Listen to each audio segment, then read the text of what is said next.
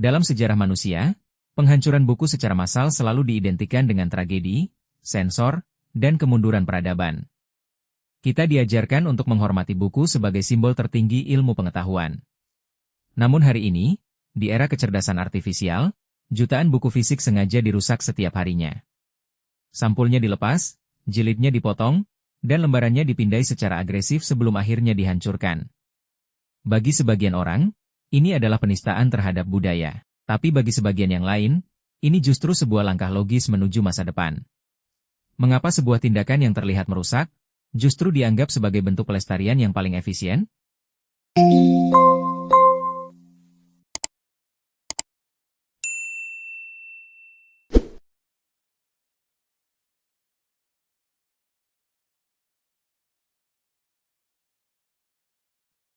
Untuk memahami sudut pandang ini, kita harus memisahkan dua hal, wadah dan isi. Selama berabad-abad, wadah dari pengetahuan manusia adalah kertas dan tinta. Namun, kertas memiliki musuh alami, waktu, kelembapan, serangga, kebakaran, dan banjir. Bagi kelompok yang mendukung digitalisasi massal ini, buku fisik hanyalah sebuah teknologi penyimpanan masa lalu, sama seperti kaset pita, CD, atau disket. Mengikat ilmu pengetahuan hanya pada lembaran kertas fisik dinilai sebagai cara yang berisiko. Ketika perusahaan AI memindahkan teks dari lembaran kertas ke dalam bentuk basis data digital, mereka sedang memindahkan esensi sejati dari buku tersebut ke dalam wadah yang tidak bisa menua, tidak bisa terbakar, dan tidak akan pernah hancur. Kertasnya mungkin musnah, tetapi gagasan dan pikirannya menjadi abadi. Alasan kedua adalah realitas praktis dan logistik yang sering kita lupakan. Menyimpan jutaan buku fisik membutuhkan ruang yang sangat luas, kontrol suhu yang ketat, dan biaya perawatan yang tidak murah. Setiap tahunnya, ada jutaan buku di seluruh dunia yang berakhir di gudang-gudang penampungan tanpa pernah dibaca lagi oleh siapapun. Buku-buku ini mengalami kematian pasif. Mereka ada, tetapi tidak menginspirasi siapapun. Melalui metode pemindahan informasi berkecepatan tinggi ini, buku-buku yang tadinya terisolasi di gudang gelap kini dihidupkan kembali. Informasi di dalamnya diekstrak untuk melatih kecerdasan artifisial, membuat AI menjadi lebih bijak, lebih paham bahasa, dan mampu membantu manusia memecahkan masalah kompleks.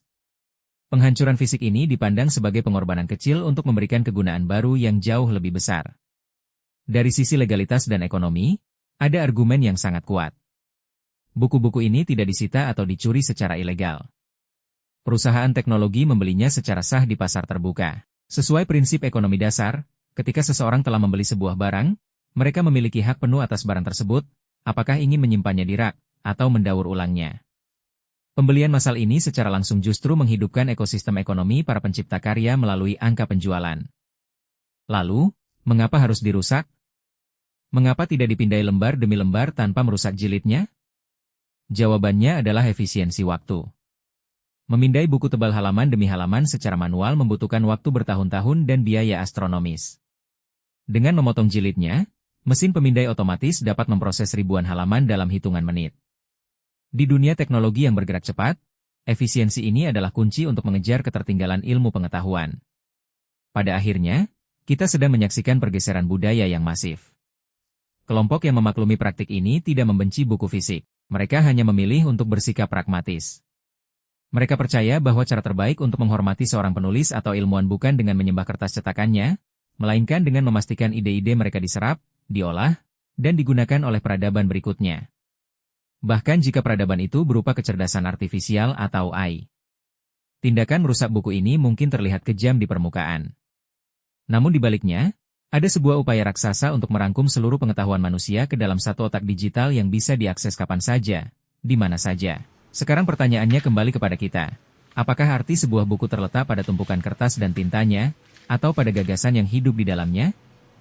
Bagaimana pendapat Anda?